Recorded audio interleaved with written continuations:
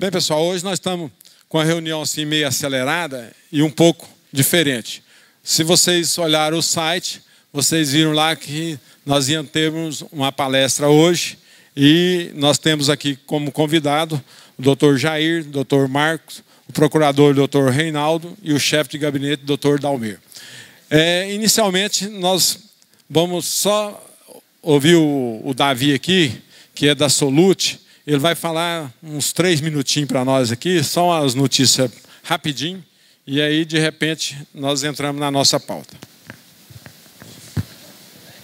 Boa noite. Boa noite. Bom, eu vim mesmo só para dar 2 recados.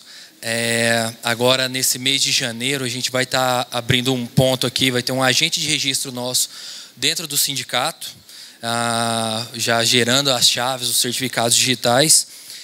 Esse agente vai ficar terça e quinta, são 2 dias a semana, a princípio. A gente pode estar aumentando futuramente. E os certificados feitos aqui vão ter 10% de desconto em cima do valor, seja ele qual for. Então, vai ser um atendimento das 8h30 às 17h30. E, além desse ponto de atendimento aqui no sindicato, a gente também está abrindo um ponto agora em janeiro, na Pio 12. Então, ao longo do mês de dezembro e janeiro, eu vou estar vindo aqui, até divulgando a questão de contato e endereço desses locais de atendimento. Outra questão também, a gente agora nesse mês de dezembro, a gente está com a campanha de Natal. Então, nossos valores, a gente deu uma baixada. O certificado A1, pessoa jurídica, está R$175 e o pessoa jurídica 3 anos, R$440. O contador que tiver em uma grande escala, vamos supor de 5 a 10 clientes para fazer o certificado digital, eu abri um leque de negociação. Então, vocês podem entrar em contato comigo, até que na saída tem alguns panfletos da Solute, para a gente negociar valores e fechar um pacote geral desses clientes. Então, qualquer coisa também, só entrar em contato no telefone 3999-6000, que é o da Solute, para a gente tratar desse assunto. No mais, era só isso mesmo. Bom curso para vocês. Até mais. Obrigado, Davi. Tá. Pessoal, eu gostaria só inicialmente, antes de começarmos, passar a palavra para o Ronan aqui apresentar os nossos convidados. Quem participa da Unimed, do plano nosso do sindicato aqui? 2, 3, 4, 5. É porque nós estamos numa fase de renovação aí, depois nós conversamos mais, ok? Você queria rapidinho, mas o seu negócio não é rápido não, hein? Não é rápido que eu vou falar, mas é rápido que eu vou falar. Então vai, já ganha o tempo aí, rapidinho, vai. Boa noite. Boa noite. Eu fiquei prejudicado na terça-feira. Terça-feira era para mim fazer uma coleta aqui para a creche São Cristóvão, que cuida de 52 crianças, e está com dificuldades. Então eu quero fazer hoje uma coleta, certo, destinado. O de comer tem, o de custeio é que é complicado, porque a prefeitura dá duas pessoas, 2 professores, mais nada. A creche tem que custear passe, tem que custear os administrativos, tem que custear muita coisa, e água também está com déficit de R$10 mil. É complicado e nós precisamos de ombrear nisso aí. Eu gostaria de fazer uma coleta, certo? Principalmente num dia que eu estou muito feliz, que o meu filho ganhou um prêmio lá no Rio como a melhor reportagem na área da Paralimpíada da Web. Então isso deixa qualquer pai feliz, e ele estava ontem à noite no Windsor Hotel da Barra. É muito gratificante. Ok. Bem, pessoal, eu vou passar a palavra aqui para o Ronan, chamar nossos convidados, e eu vou ser um mero assistente ali. Boa noite, colegas. Está abrilhantado aqui hoje o nosso trabalho, com a presença do companheiro, aquele que sempre vem nos acompanhando, Dr. Jair Marcílio Gonçalves, tributarista, que sempre dispôs a nos apoiar. Também Dr. Reinaldo Siqueira Barreto, procurador-geral do município. Dr. Marcos Gonçalves, ali presente. E o chefe de gabinete do procurador, Dr. Dalmir Batista Silva.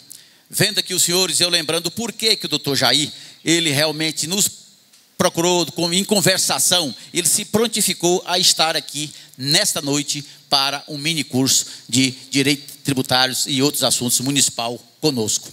E eu lembrando, mas doutor Jair deslocar lá do seu trabalho, do seu recinto, o procurador também, doutor Geraldo, o Marcos, doutor Dalmi. Mas eu lembrei-me de um encontro que eu tive agora recente, inclusive o meu filho que está aqui presente, o Renan estava. Eu disse: filho, o líder que não serve para servir, ele não serve. Doutor Jair é um líder, por isso ele está aqui para nos servir com a sua experiência. Por gentileza, doutor, queira fazer parte da mesa. Doutor Dalmi.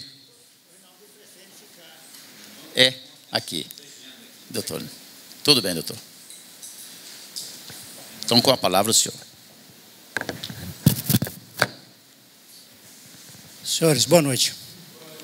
Bom, como nós já avançamos um pouquinho no tempo, podia distribuir. Eu fiz uma pequena caderneta aqui de lembrança para vocês. Vou pedir o doutor Ronan aqui, com a ajuda da Pâmela, que distribui. Enquanto isso, a gente vai conversando. Bem, eu não estou aqui naturalmente para poder incentivar os senhores contadores a promover defesa judicial, como algumas pessoas têm dito. Mas o que nós observamos, com o longo tempo de atuação da gente junto ao município, à Junta de Recursos Fiscais, nós notamos que mais de 70% das defesas tributárias no município de Goiânia são feitas por contadores.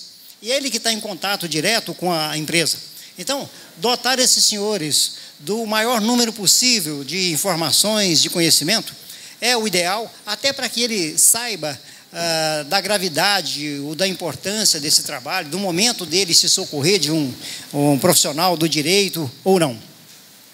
E você que está em contato direto com a empresa, é o empresário que diz para você que você é responsável por fazer isso, fazer aquilo. Então, quanto mais informação você tiver, melhor vai estar a assistência que você vai prestar a essa empresa. Então, me prontifiquei a ministrar um curso que eu já fiz o mesmo lá no Conselho Regional de Contabilidade. Vamos fazer esse mesmo curso lá na Alfa e provavelmente na Universidade Federal lá, conforme a gente está conversando. Então vamos lá, vamos falar então sobre processo tributário municipal e lá no final sobre exclusão do simples, né? Defesa no processo de exclusão do simples. Afinal de contas, 13 mil empresas no estado de Goiás serão excluídas do simples de agora até dia 5 de janeiro próximo.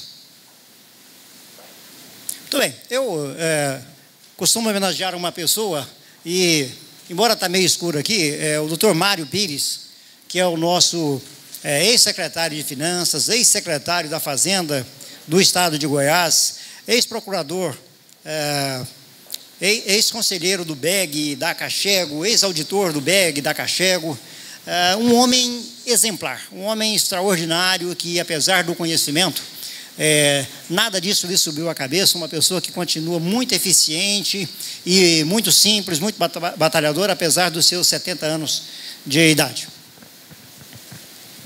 Muito bem, bem direto ao assunto, o sistema processual da prefeitura, ele funciona parecido com o sistema processual do judiciário. É o sentido que a gente chama de bicameral. Você tem a decisão do juiz de primeira instância e você tem uma segunda instância a quem você recorre. Aí diriam os senhores, mas não é 3, não tem o recurso ao STJ, ao STF? Não, aí é uma excepcionalidade. O sistema trata da regra e não de exceção. Da mesma forma, como funciona o sistema processual da prefeitura. Só eu esqueci de dizer, por isso que nós estamos distribuindo os bloquinhos aí. As dúvidas devem ser anotadas para a gente, ao final, então, voltarmos a essas dúvidas e discuti-las, ok? Então, vamos trabalhar aí durante 1h30, aproximadamente, e depois a gente abre o espaço para as perguntas. Bom, então, nós temos no município diversas secretarias, e praticamente todas as secretarias têm um contencioso. Nós temos o contencioso da Secretaria de Planejamento, da Saúde, da SEDEM, da AMT, né? E da Secretaria de Finanças, que é aquilo que nós vamos falar mais precisamente hoje sobre ela. Muito bem, assim como acontece no Tribunal de Justiça, você encaminha o seu pedido a um juiz que vai decidi-lo e, não satisfeito com ela, com a decisão que vier, a parte perdedora vai recorrer a um tribunal. Nós também temos no município o nosso Tribunal Administrativo, que é a Junta de Recursos Fiscais. E da mesma forma que era o tribunal, primeiramente um juiz decide isoladamente e depois esse recurso é decidido por um conjunto de pessoas. Não mais uma decisão singular, como a gente chama, mas uma decisão de um colegiado. Da mesma forma é aqui na Prefeitura de Goiânia. Também um colegiado vai decidir em grau de recurso se você decidir a sua insatisfação manifestada através do recurso. Ela está dividida em 5 câmaras, sendo a primeira e a segunda que vai julgar recursos tributários propriamente dito, que é o ISS e taxas correlatas, e você tem a terceira e a quarta câmara que vai julgar outros recursos da SEDEM, da Secretaria de Saúde, e finalmente a quinta câmara que vai julgar os recursos do IPTU e do ISTI, claro, e as taxas correlatas. Lá em cima eu tenho processos tributários e taxas correlatas. Aqui embaixo eu tenho IPTU, ISTI e taxas correlatas. E o que não for nem da primeira e da segunda e nem da quinta, vai ser então competência da terceira e da quarta, como exemplo a exclusão do Simples Nacional, que falaremos sobre ela em seguida. Muito bem, tentamos elaborar aqui um gráficozinho, não sei se aí é possível ver daí de onde vocês estão? É possível ver bem isso que está aqui no quadro? Bom, se não for possível, olha na segunda folha dessa cadernetazinha aí, desse bloquinho de anotação que vocês vão ter aí. Bom, vamos falar então agora sobre o processo, o início do processo administrativo tributário. O procedimento fiscal tem início com uma ordem de serviço partindo do seu diretor a gente chama de DRD, né? Diretoria de Receitas Diversas, ou popularmente nós chamamos de fiscalização. Então, parte uma ordem de serviço do diretor de fiscalização distribuída a um fiscal para que ele, então, audite uma determinada empresa.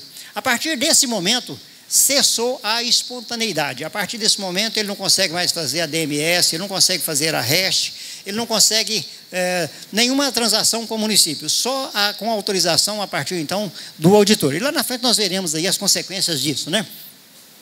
Muito bem, aí você, o seu contribuinte é notificado para a apresentação do documento, dos documentos fiscais, e essa notificação pode se dar diretamente para o empresário ou para o seu contador. E aí nós começamos uma série de equívocos que nós temos verificado. O senhor contador, aquele que não tem o esclarecimento que nós temos, ele pega a notificação e fica para ele. Ele não dá conhecimento ao seu contratante. E aí ele começa a incorrer numa série de equívocos, porque o contratante deve ser comunicado de imediato. Olha, recebi uma notificação da prefeitura. Isso pode dar em absolutamente nada, porque ele pode julgar que está tudo absolutamente correto. E pode resultar numa autuação de valores expressivos, de valores significativos. A partir daí, cabe a esse empresário contratar ou não um advogado que vai trabalhar, certamente, o bom advogado vai trabalhar com a assessoria de vocês, já que ele vai trabalhar com os dados advindos da contabilidade. Muito bem. Feito isso, ele vai fazer todo esse levantamento e todos os documentos devem ser entregues, né? Se pedir uma planilha, deve ser elaborada, né? O auditor tem poderes assim imensos, né? Inclusive para poder prejudicar. O que acontece com alguns? Fala assim, olha, não vou apresentar essa documentação não. Qual é a consequência disso? O arbitramento, a estimativa.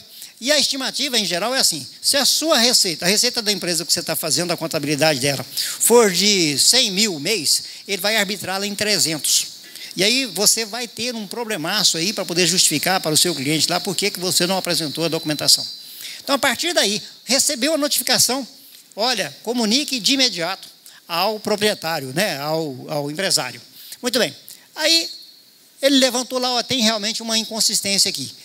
Ele vai lavrar o auto de infração e a partir do recebimento do auto de infração, e não como a gente vê lá no processo civil, que é da juntada, nada de juntada. A partir do momento que você receber a notificação, começa a correr o prazo de 15 dias para impugnar, como a gente chama da defesa, lá na esfera administrativa, para você fazer a impugnação, ou para o empresário, não impugnar. Se ele impugnar, vai para o fiscal vai fazer a réplica, falar sobre a sua impugnação.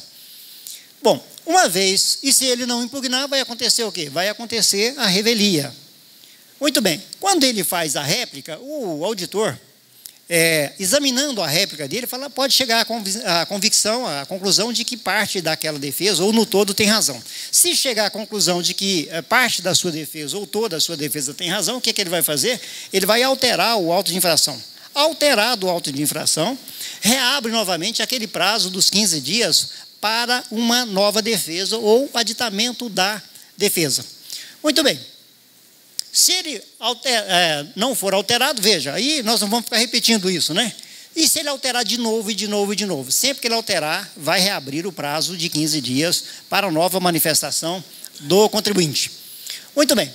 Feito isso, o processo segue para o contencioso da Secretaria de Finanças. O contencioso, então, lá vai distribuir para um parecerista, que vai fazer a análise do processo e vai sugerir, então, através do parecer, que seja procedente em parte, né, ou que seja improcedente no todo.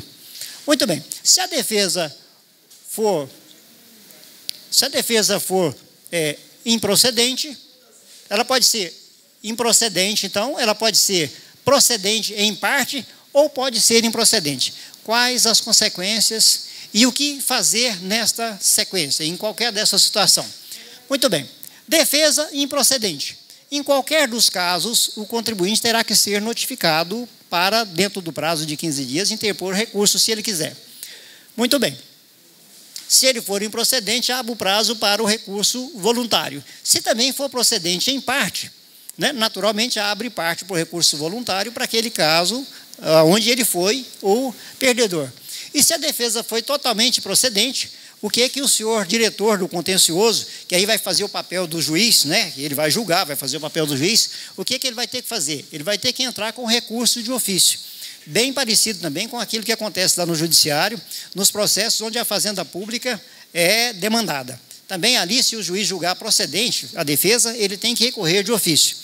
Se a decisão que ele proferir for contra a fazenda pública, ele tem que recorrer de ofício. Então veja que o sistema continua muito parecido. Muito bem.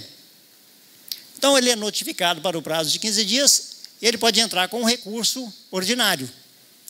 E, ainda assim, uma vez recebido o recurso, se essa decisão for omissa, for contraditória, ou ela for de alguma forma obscura, o que ele vai fazer? Ele tem a possibilidade de entrar com o embargo declaratório. Só que aí, com uma observação, né? O prazo aqui vai ser de 10 dias, e não de 15 dias, conforme é o recurso voluntário. Vamos mais, Marcos? Muito bem. Então, nós terminamos ali, naquele momento ali, o recurso em primeira instância. E aqui, não é? Ele vai chegar agora, não estou satisfeito com a decisão, eu ganhei só uma parte, ou não ganhei nada, e eu acho que eu tenho razão, eu vou interpor recurso para a Junta de Recursos Fiscais. Prazo 15 dias, fez o recurso, ele vai para a Junta de Recursos Fiscais, lá ele é distribuído para uma dessas câmaras, conforme for o assunto que estiver tratando dele. Depois ele vai para um procurador do município que tem assento na Câmara. Esse procurador vai fazer uma análise, sobretudo do aspecto da legalidade, da formalidade do processo. A regra é que nem sempre é observada, é que ele não manifesta, não é interessante, não é importante a manifestação dele quanto ao mérito, já que ele não é órgão ele não faz parte do órgão julgador. Mas, em geral, ele conclui, olha, o recurso preenche todos os requisitos, foi interposto dentro do prazo, com todas as formalidades e tal, então tem que ser conhecido, merece ser conhecido. E ele sempre sugere, deve ser improvido ou deve ser provido, mas aí é só uma sugestão, não é? Feito isso, o que ele vai fazer? Volta para um relator, vai ser distribuído no relator, que, como os senhores sabem, o relator é que faz o estudo mais aprofundado do caso, e aí esse relator devolve o processo para a Secretaria da Junta, a Secretaria da Junta vai designar um dia para o julgamento, a parte vai ser intimada, né, a parte, seu procurador, ou que esse procurador seja o advogado, que seja o contador, ela será intimada para estar presente no dia do julgamento. Para quê? Se ele quiser vir fazer sustentação oral, ele tem o direito de fazê-lo. Se ele não quiser, ele deve estar ciente de que vai haver o julgamento naquele dia X. Muito bem. Quando isso for feito, o que vai acontecer? abre-se um prazo de 15 minutos para que seja feita a sustentação oral da parte, abre-se um prazo de 15 minutos para a sustentação oral do município, que é feito pelo procurador que tiver assento naquela Câmara. Em seguida, o processo vai a debate entre os membros julgadores. A partir desse momento, nem o procurador e nem o advogado da parte, ele pode mais se manifestar. E dá uma agonia, dá uma angústia na gente muito grande, dá uma agonia, porque às vezes a turma, no discutir o processo, às vezes perde o rumo, perde o foco, e você fica com a vontade de intervir e falar, não é isso, não estou discutindo nada disso, mas a regra é que você não pode fazê-lo. A partir do momento que você fizer a sustentação oral, e é importantíssimo fazer a sustentação oral, certo? É importantíssimo que você se prepare, que aqueles que se aventurarem a fazer as defesas, é importantíssimo que se preparem. E, a partir desse momento, você é um espectador. A não ser que alguém te pergunte alguma coisa, ou que o procurador da Fazenda Pública faça uma intervenção, aí, por equilíbrio da parte, em geral, o presidente da Câmara costuma abrir também um prazo equivalente ao do procurador para manter a igualdade entre as partes. E aí sim, mas regra geral é só agora o debate entre eles. E aí, novamente, nós vamos ter uma decisão, né? Essa decisão pode ser, esse recurso seu pode ser julgado procedente, não, você tem razão, seu cliente não deve mesmo pagar isso aqui, quer seja multa, quer seja imposto, quer seja lá o que for. Então, vai dizer, é procedente, o recurso é procedente só em parte, ou o recurso é totalmente improcedente. Novamente, vamos abrir aí, então, um prazo. Se esse recurso for julgado procedente, ele pode ser unânime, não é? Nós não falamos lá atrás, mas a junta, cada Câmara é composta de 7 membros julgadores, 3 representantes do contribuinte e 4 representantes da Prefeitura. Um desses representantes vai ser o presidente da Câmara, e ele só vai votar se houver empate. Veja, então eu tenho 3-3. Eu tenho uma... Muito bom. Eu tenho, então, uma decisão... um colegiado que mantém o equilíbrio. Eu tenho 3 de um e 3 do outro. Veja, o presidente só vota mesmo em caso de desempate.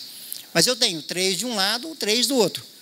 E aí, sim, havendo o empate, é que o senhor presidente vai votar. Por isso que a votação pode ser unânime, não é? O seu recurso pode ser procedente por unanimidade, ou pode ser procedente só por maioria, ou pode ser, não é, improcedente. Se ele for unânime, praticamente não há mais o que fazer. Aguardar, o processo vai ser ajuizado em 15 dias, ou então correr lá e pagar dentro dos 15 dias. É isso que você tem que fazer. Se esse recurso, esta é a regra. É claro que aqui ou ali tem uma exceção que mesmo o recurso sendo julgado à unanimidade, vai caber recurso. Mas é a situação assim quase que nem vale a pena mencionar. Se ele for por maioria, aí sim, você pode entrar com o pedido rescisório desta maioria. Se você entrar, então, com o pedido rescisório, veja, aqui eu esqueci de falar um outro detalhe. Novamente, toda decisão que for prolatada, ela pode ter contradição, omissão, obscuridade, e aí cabe o embargo declaratório. O que é o embargo declaratório? O embargo declaratório é, ora, eu quero que você torne isso mais claro para mim, eu não entendi. Você disse que eu tinha razão em tudo, no entanto, eu fui condenado. Você disse que a parcela de dezembro de 2006 não era devida, mas aqui você não mandou excluir, como é que é? É devido ou não é devido? Então, veja que pode ter obscuridade, pode ter contradição. Neste caso, se for interposto embargo declaratório, que é para poder tornar clara, né, a decisão, cabe tanto na primeira instância quanto na segunda, então esse prazo vai ser reaberto. Você vai ter, depois dessa decisão, reabre o prazo de 15 dias para o recurso voluntário. A mesma coisa aqui, veja, nós já estamos falando do recurso voluntário, e se houver obscuridade nele, você pode, então, entrar com o embargo declaratório, e depois do embargo declaratório, você, se ele for procedente em parte, ou improcedente em parte, abre ainda um espaço para você fazer o quê? Um recurso que é especialíssimo, que é o pedido rescisório. A gente chama de recurso porque está lá dentro do campo de recurso, né? Na verdade, o nome correto é pedido rescisório. Bem, uma vez que ele não foi unânime, não é? E atendidos certos requisitos, esse é um deles. Qual seria o outro requisito? Primeiro, não ser unânime, ter pelo menos um voto favorável. Segundo, ele está, por assim dizer, contra uma decisão da junta ou de um tribunal qualquer. Veja, o nosso código é bastante aberto. Ele fala de um tribunal. Então, ele não fala tribunal administrativo, tribunal judicial, de segunda instância, STJ, STF, um tribunal. Então, se você tiver um tribunal do Estado de São Paulo, né, a Junta de Recursos Fiscais do Estado de São Paulo, parece-me lá que chama Conselho do Contribuinte.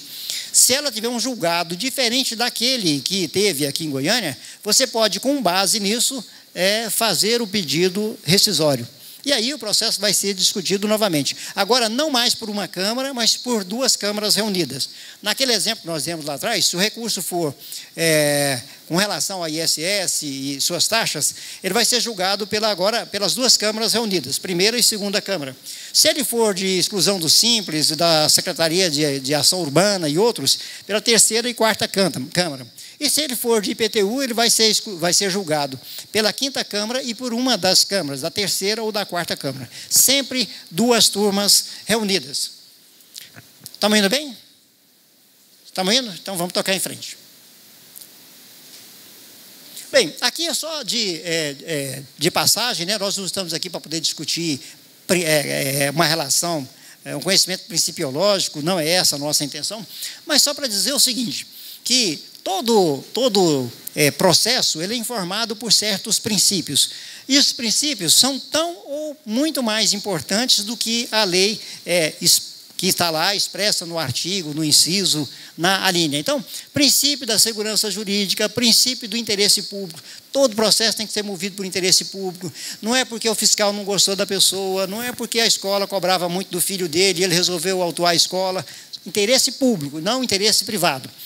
Princípio da verdade material, princípio do formalismo moderado. O que é a verdade material, o princípio moderado? Ora, a verdade você tem que demonstrar através de um processo, não é? E o princípio moderado o formalismo moderado é porque é preciso que haja um certo formalismo, não é? Preciso que as provas estejam ali coligidas, juntadas ali ao processo. Mas não pode dar mais valor ao formalismo do que o direito, do que o bom senso, do que a prova. Então, precisa sim, o processo é formal, mas não que esse formal venha atrapalhar o objetivo maior do processo tributário, que é fazer justiça.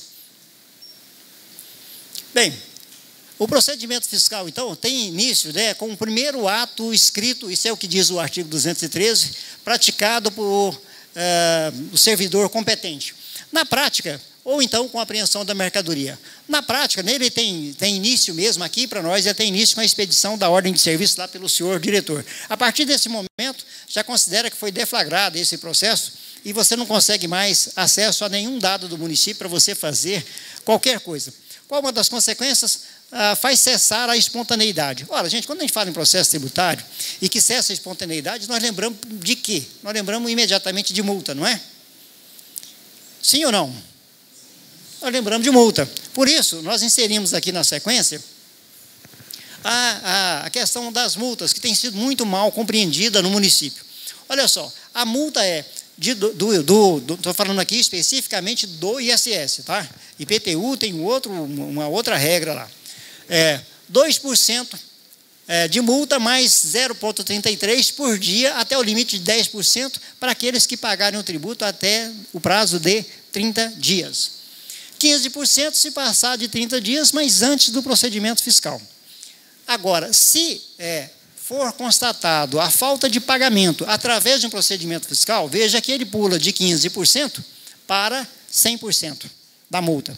Então, daí a importância que tem a espontaneidade ou não. E por que é assim? Eu até já discutimos isso muito na Secretaria de Finanças. É porque se não fosse assim, se fosse com um ato mesmo formal do fiscal, que até o momento em que ele recebe lá uma autuação formal, um pedido de exibição de documento formal, esse camarada poderia ser bem relacionado com o município, não pagava imposto, e a partir do momento que fosse deflagrado o processo de fiscalização, ele corria lá e pagava. Então, não é assim, não tem essa oportunidade. Quando você está prestando as suas informações, normalmente, de repente, o sistema travou, acabou agora. Só o diretor da Receita vai poder abrir para poder fazer a sua informação econômico-fiscal, DMS, REST e qualquer outra informação que você tiver. Bem, então, o imposto que era o máximo de 15%, a multa que era o máximo de 15%, e os senhores lembram como é que é a forma de calcular. Primeiro eu coloco a correção monetária, depois da correção monetária, juro de 1% ao mês, né? E depois disso pronto é que eu vou, então, colocar os 15%. Então, isso dá um valor muito expressivo. Agora, com o cessamento da espontaneidade, ele passa para 100%. Mas ele pode ser também 200%, né? Para aqueles casos em que você reteve o imposto, né? O seu cliente reteve o imposto e não repassou para o município. Aí ele sai de 100% para 200%. Então, tem duas situações que a multa é de 200%. Quando se verificar a presença de fraude, ou quando tiver o imposto retido e não repassado para o município. E aí ainda abriria a margem ainda para a representação criminal, né? Que eu tenho aí nitidamente uma apropriação indébita de tributos. Vamos seguir, Marcos Vinícius? Bom, os principais problemas que acontecem, que geram a autuação fiscal, má interpretação da legislação tributária, não é? É muito comum, gente, o contador dizer assim, olha, eu não vou calcular o ISS sobre essa base de cálculo aqui, porque o Tribunal de Justiça já decidiu isso aqui não é devido. Gente, não tem coisa mais perigosa do que essa. Olha só, você tem o Tribunal de Justiça dividido, assim como tem a Junta de Recursos Fiscais dividido, né, em várias turmas, no Tribunal de Justiça também segue essa mesma ótica. Então, eu tenho uma divisão das turmas criminais, das turmas cíveis, e vamos tratar das turmas cíveis aqui, que é o que nos interessa. Você tem a primeira turma, a primeira Câmara Civil, você tem a segunda, a terceira, a quarta. As câmaras, por sua vez, estão divididas em turmas. E, às vezes, a decisão que você viu, você não pode dizer que é do Tribunal de Justiça, é de uma turma do Tribunal de Justiça, uma turma da primeira Câmara Civil do Tribunal de Justiça. Aí você tem a segunda, a terceira turma da quinta Câmara, você tem a primeira, segunda e terceira da segunda Câmara, e assim por diante. Às vezes, você decidiu lá, o que decidiu foi por maioria, ou seja, 2 desembargadores entenderam que sim, né, e um foi voto vencido. Mas aí, dentro daquela própria Câmara, tem vários desembargadores que não pensam daquele jeito. Para ser do Tribunal de Justiça, teria que ter uma decisão colegiada, reunir todos esses desembargadores e decidir, não, o pensamento, que a gente chama de unificação da jurisprudência. Não, o pensamento do Tribunal de Justiça é desta forma. Isso raramente acontece no Tribunal de Justiça do Estado de Goiás. Raramente. São decisões, às vezes, decisões monocráticas, porque o desembargador também pode decidir só ele, dependendo do caso. Então, nós que trabalhamos só com isso há 20 anos, não temos a segurança que muitos dos nossos colegas contadores têm de chegar para o cliente e dizer assim, isso aqui não é devido de jeito nenhum, esquece. Aqui nós não vamos pagar imposto, esquece, não faça isso nunca. Vou dar uma ideia do perigo que isso representa. A construção civil, que é coisa discutida aí há séculos, né? Até bem pouco tempo, se o nosso recurso para discutir se aquele material compõe a base de cálculo da construção civil ou não, se o nosso recurso morresse no STJ, a unanimidade, o STJ vinha decidindo que sim, o material compõe a base de cálculo, naquele caso de empreitada global. Ou seja, pegou a casa para poder fazer, quero que você me dê essa casa prontinha, então você se vira com o material, com o pedreiro, com tudo, eu quero a casa pronta. Né? Isso nós chamamos de empreitada global, não é assim? Tá, nessas condições, porque no outro não tem graça, né? O outro é só de mão de obra não tem o que deduzir, né? Mas no caso da empreitada global, se o nosso recurso morresse no STJ, ou seja, não chegasse até o STF, nós perderíamos a unanimidade. A subempreitada, se ele chegar só ao STJ, nós perderíamos também a unanimidade. Mas se esse mesmo recurso, se nós dessemos a ele uma roupagem de discussão constitucional e ele chegasse no STF, como alguns chegaram, o STF também não titubeava e dizia, não é devido ISS sobre o material, e não é devido ISS sobre os serviços que foram terceirizados. Eu creio que eu estou falando uma linguagem comum, não é? Eu pego uma casa para fazer, eu não sou técnico em ar-condicionado, subempreito essa parte, a minha empresa não é técnica em lajes, ela terceiriza a laje, terceiriza a parte elétrica e tal. Bom, para o STJ, é devido ISS para aquele que foi o contratante do total da obra, ele vai pagar sobre o total da obra, incluindo o material, e o terceiro vai pagar ainda sobre a parte que ele terceirizou. Então, veja a insegurança. Isso agora é que está sendo pacificado pelo STF, dizendo que não é devido o material. O material não compõe a base de cálculo e que também os serviços terceirizados não podem compor a base de cálculo daquele empreiteiro que pegou a obra total para poder fazer. Não sei se está claro aí? Tá bem, mas isso há mais de 10 anos, há mais de 15 anos, eu escuto o contador dizer: olha, não é devido material de jeito nenhum, material não é prestação de serviço. Eu sei que material não é prestação de serviço, mas o ministro do STJ não sabe, a última palavra é dele, não é minha. Então, eu não posso ter essa segurança de dizer para o meu cliente: olha, de jeito nenhum, a decisão é dele. Nós temos que chegar para o cliente e dizer para ele assim: olha, há uma corrente que entende que não é devido e há uma corrente que entende que é devido. Agora, a decisão é sua, meu irmão. Você que é o dono, você que é o gerente, você que é o administrador, você quer correr o risco ou não? Não é? Você não quer contratar um advogado, você não quer discutir com ele, uma pessoa que é da área, para poder ver os riscos ou não e de que forma que a gente poderia fazer? Tá bom. Então, o principal é a má interpretação. Escrituração com erro ou atrasada gera muito problema na fiscalização. Falta de retenção, quando é o caso de substituto tributário. Veja, a lista do substituto tributário está crescendo a cada dia. Começou com o decreto 3366 de 2003, e daí para cá, se bem que já tinha no artigo 70, e hoje nós estamos no decreto 2479, que transformou as construtoras também em substituto tributário. Ou seja, todo aquele que é substituto tributário e que não retiver o tributo, ele vai pagar e pagar com uma multa de 100% lá, porque ele não reteve. E se ele reteve e não repassou, a multa é, então, de 200%. Mas aí, são esses os maiores erros que nós encontramos frequentemente. Nota fiscal emitida sem autorização, isso aqui vai desaparecer, porque agora nós temos nota fiscal eletrônica. Nessa nota fiscal eletrônica, nessa nota fiscal sem autorização, a multa é de R$ 38,94 por cada nota que for emitida sem autorização. Isso já gerou no município de Goiânia a autuação de R$ 6 milhões. Isso já gerou autuações de 3, de 4, de 5. Né? A que eu vi, maior até hoje, foi essa. Né? Me disseram que tinha uma bem maior. Aqui, novamente, vai a inexperiência da pessoa que quer advogar sem estar devidamente preparada para tal. Ele sabe, por ouvir dizer, que tem uma redução de 80% da multa. Veja, 80% da redução só neste caso. Só neste caso.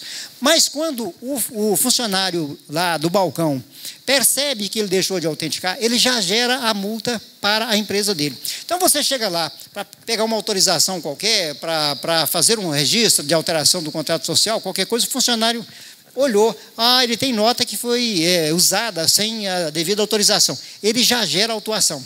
Mas ele gera autuação, em regra, já com a redução de 80%.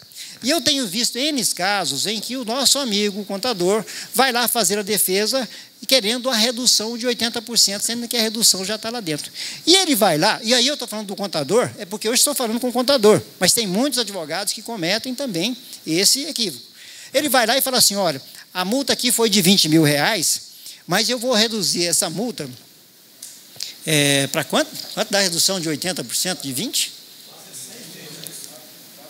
Ora, nós estamos realmente junto com os contadores, está vendo? E o pessoal está ligado. Então, eu vou reduzir essa multa para R$4 mil. Vou reduzir essa multa para R$4 mil. Só que ele não sabe que já foi lançado no sistema com a redução. Aí ele promete, né, e não consegue cumprir. E chega lá, com toda a razão, o dono da empresa quer matá-lo. Né? Fala: não, mas você disse que ia para R$4 mil, agora está 20. Um outro amigo nosso fez pior. Aqui, entre nós, né? Vocês não vão contar para ninguém, aqui, o procurador não está aqui o meu amigo, né, o doutor Reinaldo, não vamos contar isso para ninguém. Mas tem contador que faz pior. Ele vai lá na secretaria e fala assim: eu vou mostrar que eu sei advogar como qualquer advogado, eu sou bom como qualquer advogado, vou mostrar para esse povo, vou lá. Foi lá, fez a defesa e anulou o auto de infração. Por quê? Porque ele foi lançado por um servidor e não por um fiscal. E o ato, como eu disse, né, nós temos formalismo que tem que ser observado, e um deles é esse, o servidor competente. O competente é o fiscal.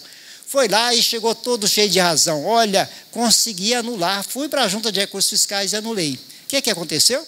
A multa, que era de R$20 mil, os membros julgadores da junta, vendo ele lá, né, desculpa a expressão, né, com aquela, né, arrogância toda. Não, o senhor tem razão, vamos anular a multa, vamos anular, esse processo foi falho. Anulou, o fiscal foi lá e autuou. Agora, autuado, a multa é de quanto? Era de 20 mil reais, agora é de 100 mil reais. Esse foi o favor, né? Esse foi o brilhante trabalho que o nosso amigo conseguiu prestar para o seu assistido. E agora, gente, sair de multa,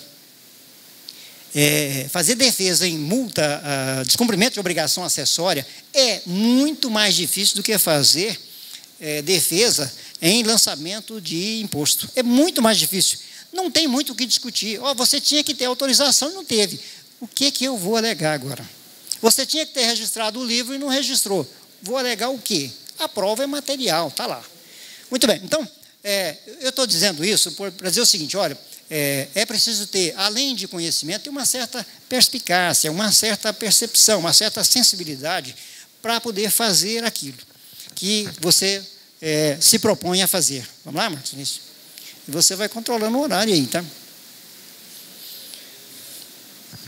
Bem, então uma das formalidades, nós já falamos, o auto de infração tem que ser lavrado pelo servidor competente, instruído com os elementos necessários para a exigência, a qualificação completa, né, do autuado, qual é a atividade geradora do respectivo ramo de negócio, e o respectivo ramo de negócio, o local, a hora da lavratura do auto de infração, a assinatura do senhor auditor, a determinação da exigência e o modo de cumprir.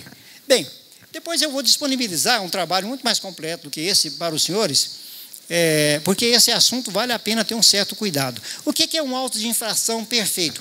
Vamos esquecer tudo isso que está escrito aqui. O que é um auto de infração perfeito?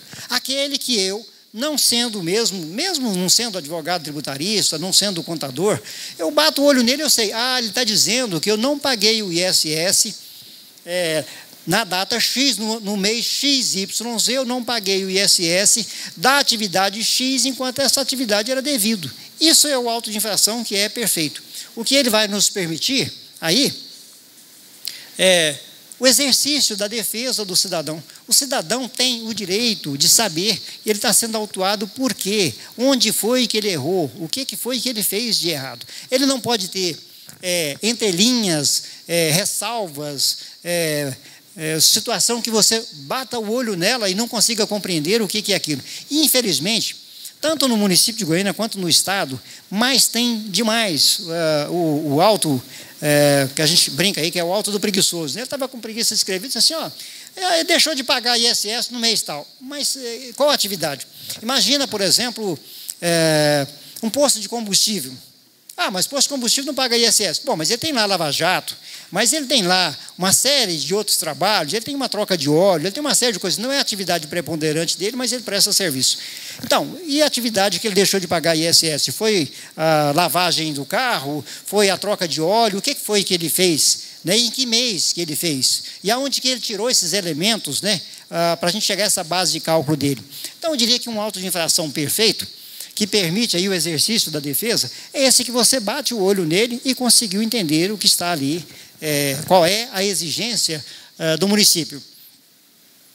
A assinatura do autuante, já conseguimos anular N processos, porque o senhor auditor não se identifica.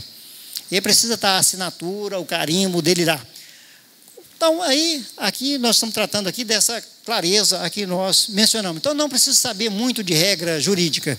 Eu preciso saber o quê? Olha, bati o olho no auto de infração, eu sei exatamente qual o tributo, por que ele considera devido, qual o mês, qual a base de cálculo e qual a alíquota. Eu fiz isso, então está perfeito o auto de infração. Bem, nas nulidades, é exatamente o inverso, né? Atos praticados por gente incompetente. Infelizmente, no município de Goiânia tem isso demais. Lançamento do ISS da construção civil. É lançado quase sempre com falta de formalidade. Agora, eu tenho até medo de falar assim, porque tem aquelas pessoas que gostam de advogar, né? Ou vou mostrar que eu sou tão bom advogado quanto o melhor advogado dessa cidade. Não, amigo, você faz escrituração contábil. Não vai nessa não, que você pode fazer besteira. E pode responder civil e criminalmente por isso. Às vezes, eles estão lançando com nulidade e às vezes não é vantagem você alegar nada de nulidade. Nada, nada, nada. Você vai só piorar a situação. Então, precisa saber até que momento que é importante lançar isso ou não. Erro na identificação do sujeito passivo. É comum, por exemplo, nas autuações da Secretaria de Planejamento. Eu tenho alguém que está fazendo uma obra, está edificando um prédio, eu tenho o proprietário do prédio. Só os dois podem ser autuados, ou até o engenheiro pode ser autuado. Mas o que acontece? Ele vai lá no cadastro da prefeitura, pega alguém que era proprietário há 10 anos atrás e que não alterou o cadastro e lança no nome dele. Então, errou quanto ao sujeito passivo, errou, aquele lote não é meu, não tem nada a ver com aquela construção. Então, esse é um dos tantos, né, exemplos que tem.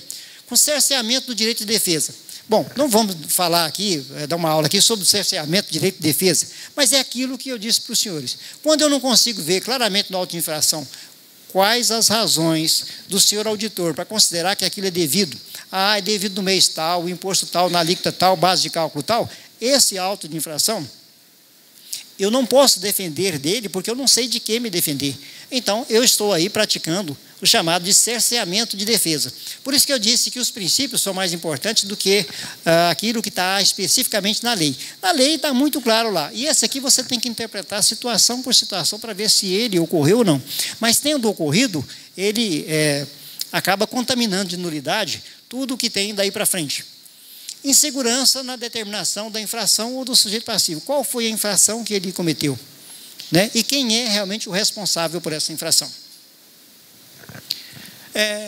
Uma coisa importante que nesses autos de infrações é o motivo e motivação. Isso tem sido motivo de muita discussão. Né? Motivo é a disposição legal, com a descrição da conduta infringida, a penalidade aplicável e tudo mais. E o que é motivação? A descrição dos fatos. Dever do auditor, não é uma gentileza, é uma obrigação, é um dever, sob pena de se tornar nulo esse trabalho dele. Em demonstrar que a conduta do contribuinte subsume-se ao fato gerador. Então, vamos dizer aqui, vamos dar um exemplo aqui de motivo. Deixou de pagar o ISS na sua atividade principal, que é ensino profissionalizante. Cadê o outro? Motivação. Motivação. Não deu a tributação à receita advinda da prestação de serviço escriturada na conta número tal, alegando se referir à impressão de livros, quando na verdade não era impressão de livros. Então ele está fazendo o quê? Está motivação. O motivo está lá. Ele deixou de pagar o ISS. E era devido na alíquota tal do serviço tal. Agora, a motivação, ou seja, é a explicação, é a complementação da informação que o contribuinte deve ter para ele saber exatamente do que se deve. Mas espera aí, aqui era só impressão de livros que está acobertado pelo Instituto da Imunidade.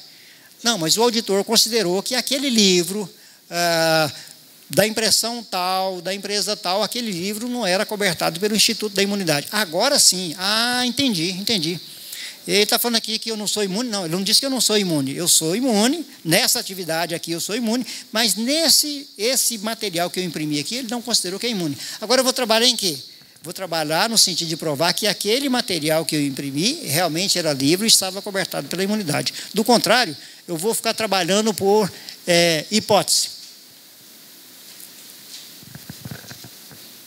Bem, aqui ele vai dentro do auto de infração, dentro do lançamento, qualificação e características até do imóvel onde está situado a empresa, para ter certeza de que ele não foi na empresa errada. Isso não é raro acontecer.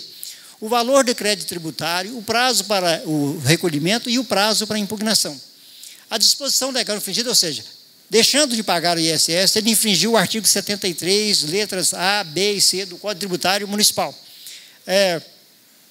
Assinatura do chefe do órgão expedidor ou do servidor autorizado e a indicação do seu cargo ou função, para ter certeza que quem delegou o serviço realmente poderia fazê-lo. Recebida a notificação, o contribuinte pode fazer o quê? Pagar o tributo exigido, não pagar e não impugnar. Se eu não impugnar, vai acontecer o quê? Vai acontecer a revelia. E atente aqui para os senhores, quando você recebe o auto de infração, está lá assim, olha, você tem uma redução da penalidade em 70% da penalidade, se dentro desses 15 dias que você tem para impugnar, ao invés de impugnar, você ir lá e pagar. Cuidado com essa informação. Muitas vezes, a redução de 70% já está no auto de infração. está errada essa forma essa forma de calcular, está errada. E o fiscal deve colocar a multa de 100% lá.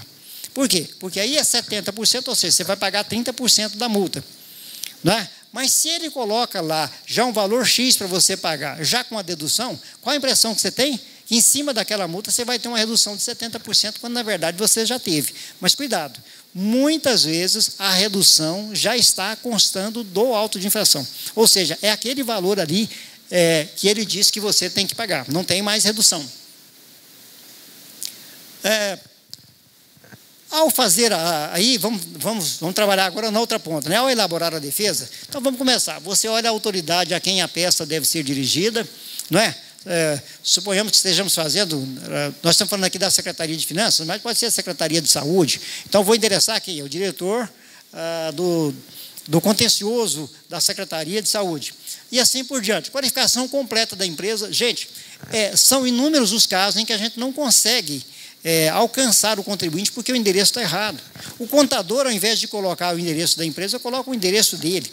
Não é? Coloca o endereço antigo da empresa, porque pegou no contrato social defasado. E, em seguida, trabalhar naquilo que nós chamamos das preliminares. Né? Aquilo que você tão bem sabe falar sobre ela. Né? Prescrição, decadência. Né? É até estranho, né, falar em prescrição nesse momento. Né?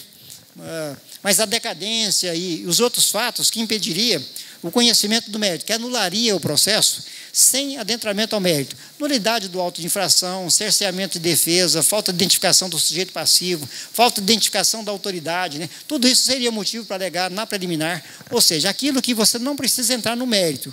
Você vai na formalidade e diz, esta formalidade aqui não está completa, por isso esse auto de infração não é perfeito. Novamente eu digo, eu faço questão de auxiliar na capacitação dos senhores, mas não estou estimulando nenhum contador aqui a fazer defesa. Pelo contrário, sou defensor árduo de que a gente não mistura. Advogado não faz escrituração contábil, contador não faz advocacia. Senão costuma não dar certo. Muito bem, então você vai olhar a decadência do direito de lançar, prescrição, o critério material do imposto, que é prestar serviço. Às vezes ele está falando de prestar serviço, que não é prestar serviço. E veja, novamente eu volto à carga. Aquelas coisas parecem muito simples, mas não é. Alocação de veículos. O decreto que criou a alocação de veículos, que enumerou a alocação de bens móveis, o decreto 406 de 1968. O STF demorou de 68 a 2003 para poder compreender que locação não era prestação de serviço. Então, aquilo que pode parecer muito simples para nós, pode não ser tão simples assim lá para os senhores ministros. Mas sujeito ativo, se está correto, sujeito passivo, a base de cálculo se está correto, a alíquota se está correto. Veja, há casos de atividade que ele tem 3 alíquotas diferentes. Né? O critério espacial, se está dentro do município de Goiânia ou não, o critério temporal. Né? E todos os elementos, todos os requisitos do artigo 215 do CTN. É muito explicativo Eu tenho muitas críticas ao Código Tributário Municipal, mas a verdade é que tem muitos dispositivos que são bem objetivos, bem claros. Esse é um deles. As prejudiciais, um exemplo de prejudicial que não permitiria adentramento ao mérito. Há muitos casos em que as pessoas são colocadas na condição de substituto e de fato não são. Por quê? Porque às vezes a lei ela passou a vigorar em 2003. Vamos dar o exemplo da construção civil aqui, das empresas de construção civil. Somente do ano passado para cá que elas foram colocadas na condição de substituto tributário. Às vezes o fiscal, desavisadamente, ele vai auditar dos últimos 5 anos, ele pega de 4 anos atrás aí e fala, olha, você não reteve o imposto da empresa fulana de tal. Ah, bom, eu não retive, mas eu só sou substituto tributário de 2012 para cá. 2011, 2010, 2009, eu não era substituto, não, logo você não pode cobrar de mim. Seria uma prejudicial. Tudo isso ele vai analisar antes de chegar no mérito. Quando ele chega no mérito, vai alegar o quê? Todos os fatos e as razões que forem úteis ao impugnante. Ou seja, ele vai entrar no mérito e dizer, isso não é devido por isso, por aquilo. E bastante, gente, bem claro, bem discutido. É comum a gente pegar a defesa aí com meia página, né, de palavras truncadas, que a gente não entende absolutamente nada, está na cabeça da pessoa que escreveu a defesa, você nem sabe se ele está reafirmando o auto de infração ou se ele está negando a exigência fiscal. Sigamos, ministro. Cada rubrica deve ser impugnada detalhadamente. Eu costumo dizer, quem trabalha mesmo com direito tributário, ele tem duas técnicas. Todas aquelas que vocês viram, veja todas as preliminares, as prejudiciais e tudo mais. Bom, além disso, agora eu vou entrar no mérito. Quando eu vou entrar no mérito, eu vou falar de rubrica por rubrica, e dentro das rubricas eu vou falar de mês a mês. Quantas vezes eu não consigo me defender de que não é devido o imposto, ou seja, é julgado que deve mesmo o imposto, mas quando eu entro na discussão, lá mês a mês, da base de cálculo, eu descubro que a autuação deveria ser muito próximo de zero. Então, às vezes, do universo de 50 a 100 mil reais, eu consigo reduzir essa auto-infração para 10 mil reais, para 15 mil reais, para 20 mil reais. Por quê? Olha, eu estou discutindo, essa impressão de livro aqui, ela não era tributável, certo? Não tá, esse livro estava cobertado pelo Instituto da Imunidade. Entretanto, mesmo se fosse, esse imposto já foi pago, ou esse imposto já foi retido. Olha aqui no mês tal, olha no mês X, no Y, e vou de janeiro a dezembro de um mês, janeiro a dezembro do outro, janeiro a dezembro do outro ano, e assim sucessivamente. Então, nada de defesa genérica. E aí, quem for por aí, ele vai perder mesmo, né? Ele pode fazer o quê? Então, ele vai impugnar individualmente, cada uma não vale negativa geral. Ele pode requerer diligência, o que pouquíssimas pessoas fazem. Eu já consegui nomear perito na esfera administrativa, que, aliás, deu um resultado muito bom. Pode requerer diligência. 20 minutos. Pode requerer diligência, o que pouca gente faz. E sempre protocolando a impugnação no prazo de 15 dias. E a partir desse momento em que ele deu entrada na impugnação é que se instaura a fase que nós chamamos de fase litigiosa. Aquilo que as pessoas gostam de repetir, né, que está sub júdice. Por enquanto, o que houve até então, até que ele protocole a defesa, que nós chamamos tecnicamente de impugnação, não há que se falar em fase contenciosa. Há uma pretensão do município, uma pretensão do Estado, da União contra o seu cliente, e que essa pretensão não foi discutida, não foi questionada, não foi resistida. Só a partir daí era que se instalava a fase litigiosa. Quando, da minha passagem pela Procuradoria do município, era comum as pessoas virem lá dizer assim, mas eu preciso de mais de uma certidão. E a ação está sob júdice. Não está sob júdice. O que está acontecendo é assim, o município manifestou a pretensão de receber um tributo X no valor Y do seu cliente. E você não fez nada. Só está sob júdice, só é litigiosa a partir do momento em que houver a pretensão resistida. Ou seja, a partir do momento que tem a defesa. Eu te forneço a certidão, não a negativa, mas eu te forneço a certidão positiva com efeito negativo. Desde que você traga aqui cópia da petição que você protocolou. É assim que a gente fazia, tanto na esfera administrativa, quanto na esfera litigiosa. Então, recebido a impugnação, aí, nós praticamente já falamos sobre isso, mas nós vamos só rapidamente. Recebido a impugnação, vão informar os antecedentes fiscais desse contribuinte. O auditor fará a réplica, ou seja, vai falar se ele tem razão na visão dele ou não sobre aquilo. Ele pode alterar ou não a decisão, e não alterando, ele vai para o contencioso para sofrer, então, a decisão. Pode realizar exames de diligência, sim, já falamos sobre ele, né? Chegando lá, então, vai vir a decisão de primeira instância. Lembra, nós já falamos isso aqui quando nós víamos aquele gráfico lá. Só que aquele gráfico era para dar uma ideia geral do que nós estávamos falando. Muito bem. Chegando lá, então, no contencioso, ele vai sofrer uma decisão. Né? Depois de distribuir para o parecerista, manifestar lá a opinião jurídica dele, né? O diretor vai, então, proferir a sua decisão, que deve ser fundamentada. Veja. Ele pode chegar à conclusão que ele quiser, qualquer decisão, o juiz, o julgador, pode chegar à conclusão que ele quiser, desde que ele explique, que ele fundamente as decisões dele. Infelizmente, isso não tem sido muito observado. Então, a autoridade deve ter tem a obrigação, né, tem o dever de expor as razões que o levaram a decidir daquela forma. Por quê? Para justificar. A convicção dele é livre, mas a fundamentação é absolutamente necessária.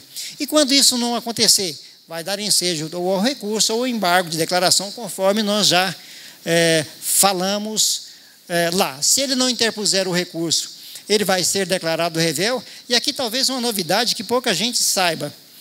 Mesmo ele sendo revel, ainda que na primeira instância, ele pode interpor a ação rescisória, viu? O pedido rescisório. É uma coisa que pouca gente faz, mas o Código diz que é possível sim, já fizemos diversas vezes. Quais as possibilidades? Recurso de ofício, embargo declaratório, pedido de reconsideração, recurso ordinário e pedido rescisório. Sobretudo esse pedido de reconsideração, se você perguntar para 50 pessoas do município, eu tenho certeza que 40 vai dizer que não existe isso lá. Nós estamos dando ali a referência dele lá, que é uma novidade não muito nova, né? Uma novidade já meio antiga. Tá, então, no prazo de 10 dias, cabe o embargo declaratório, nós já falamos sobre ele, né? Quando é para esclarecer as dúvidas que existem lá no processo, as contradições, as omissões. Cabe no prazo de 15 dias, recurso ordinário, né? Da parte que for sucumbente,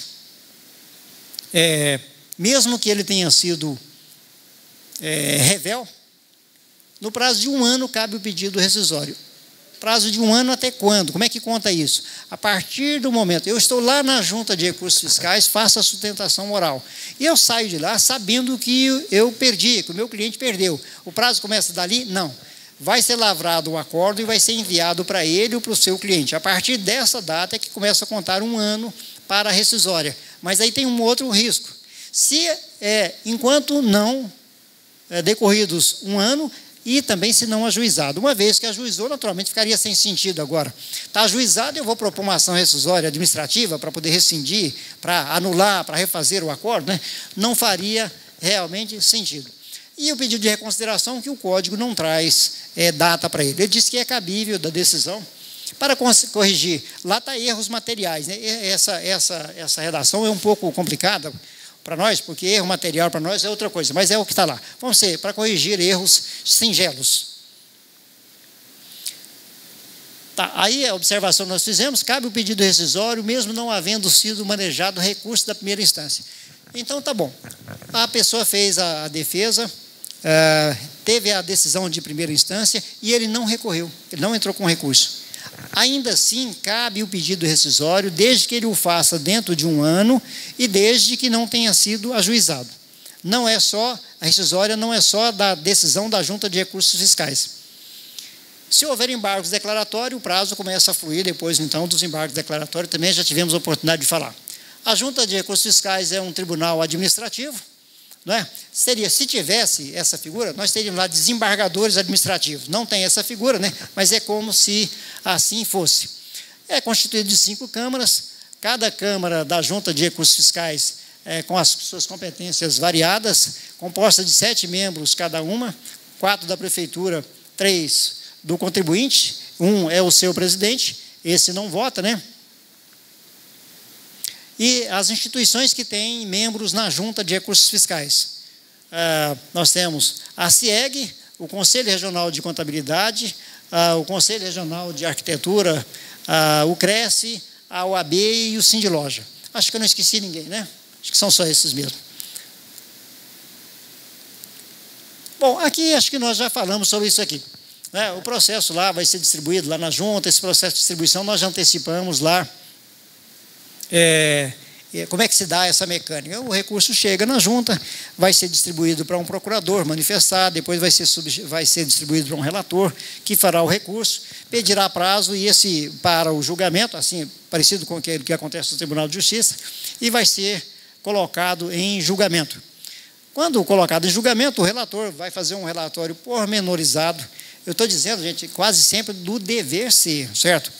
Desgraçadamente, tem relator que chega lá e não sabe nem o que ele está falando.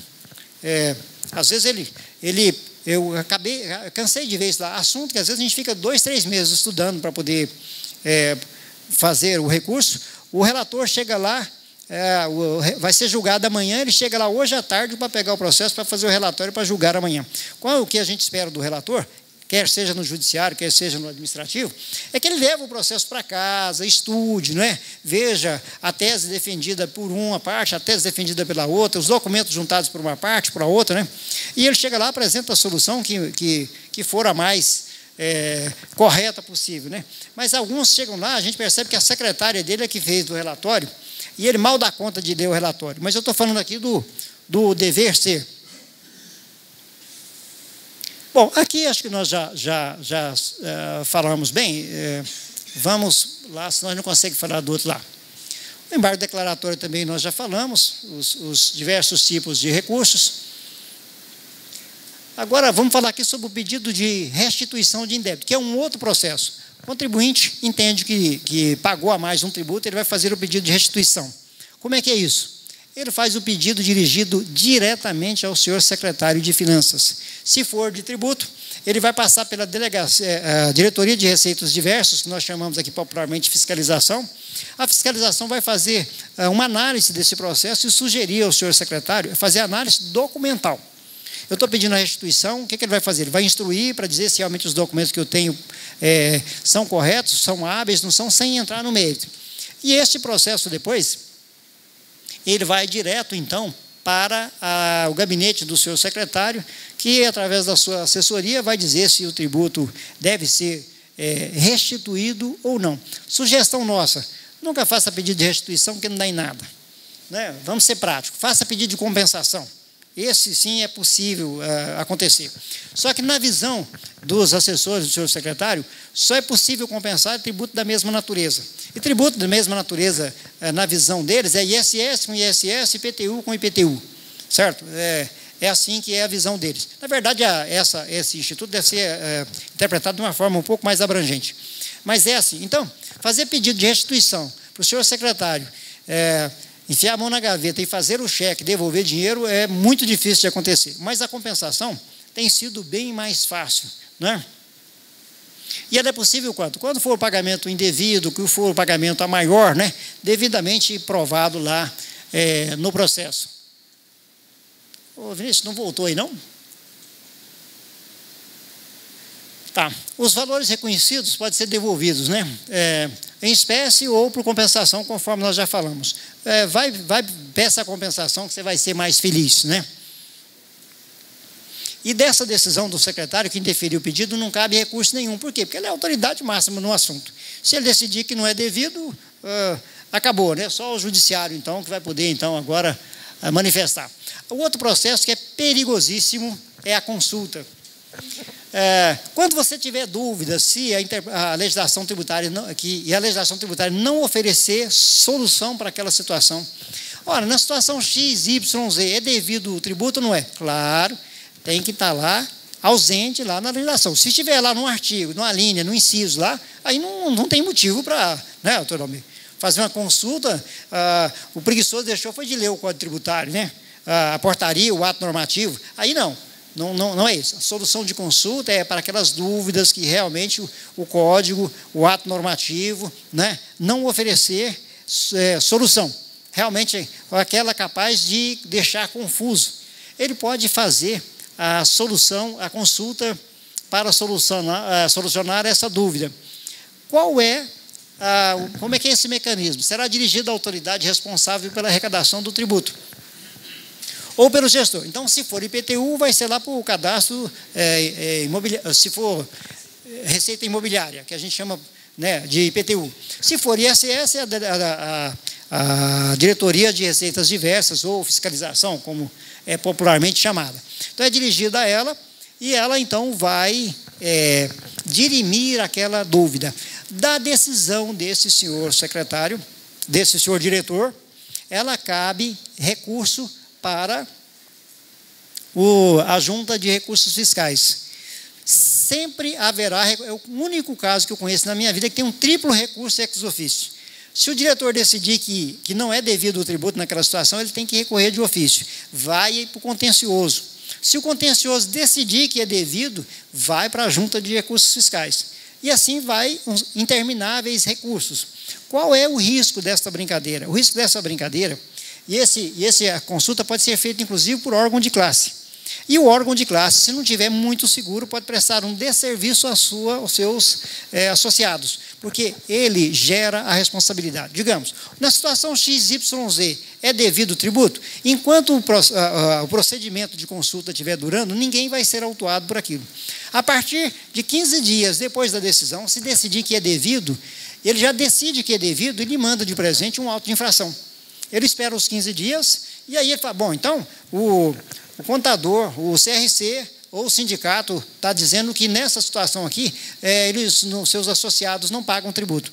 Agora eu vou notificar o sindicato para que ele diga para os seus associados que é para poder pagar em 15 dias. Se ele não pagar em 15 dias, então ele vai sofrer um auto de infração generalizado.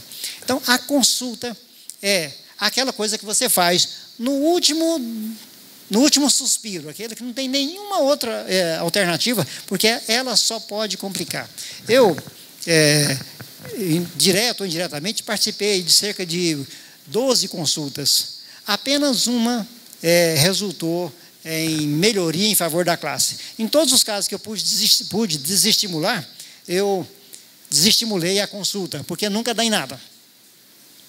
Então tá, se ela for formulada pelo conselho, por entidade de classe, ela compromete a todos os seus associados. Bom, agora vamos finalizar aqui com o Simples Nacional. Senhores, foi divulgado o edital número 3 da Secretaria de Finanças, excluindo 2.999 empresas do Simples Nacional no município de Goiânia. O Estado está preparando a exclusão de 12 mil pessoas, empresários do Simples Nacional. Qual é a situação que nós enfrentamos no município de Goiânia? Veja como é que as coisas parecem simples. Embora esse simples de simples não tem nada, Simples só tem um nome, Os senhores que são da contabilidade aí, vocês sabem que de simples isso não tem nada. Então, saiu esse edital, excluindo 2.999 empresas. Marcos Vinícius, puxa, assim, estou falando isso só para poder ver a gravidade, a importância desse tema. Aqui, o próprio edital já traz aqui. Volte um pouquinho aí, Marcos Vinícius, por gentileza. Vocês vão ver aqui, contribuinte não identificado. Volte mais. Olha, imagina os senhores, como é que eu excluo um contribuinte que não está cadastrado no município? Então, Renan, você é capaz de imaginar uma situação dessa? Excluir um contribuinte que não tem cadastro no município. Sabe por que isso está acontecendo? Porque, assim, ao invés daquela regrinha básica, simples, olha, a prefeitura exclui os prestadores de serviço, o Estado exclui os contribuintes do ICMS, a União exclui as indústrias e assim por diante. Não. O município toma conhecimento de que a empresa, uma indústria, por exemplo, está instalada no município de Goiânia e não fez o cadastro no município de Goiânia, ela sugere, e a Receita Federal tem admitido, viu, Torna? Eu estou, num programa de televisão que a gente está fazendo aí, eu estou convidando a senhora presidente da ACIEG para a gente discutir esse assunto lá, porque acho que ela tem que fazer uma interferência junto à Receita Federal. Olha esse exemplo aqui, que ela está excluindo a partir de quê? A partir do CNPJ. Esse material vai estar disponível para os senhores. Os senhores peguem esse CNPJ e jogam lá na Receita Federal, vocês vão ver, isso aqui é um comerciante ou um industrial, porque ele se instalou no município de Goiânia e não se cadastrou no município de Goiânia e o município está fazendo o pedido de exclusão dele. Esse empresário não vai saber nem por que ele foi excluído. Ele não vai ter a menor ideia por que ele foi excluído. Foi excluído do Simples. Ora, ele não foi, no município de Goiânia não é contribuinte. A Lei 123 diz que pode ser excluído aquele que, entre outras coisas, deixar de pagar imposto, certo?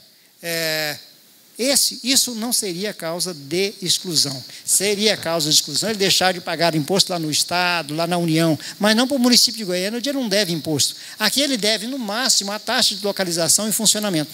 Então, por isso, os sindicatos, as associações, têm que fazer mais gestão nesse sentido, e os senhores contadores têm que ficar muito atentos a isso.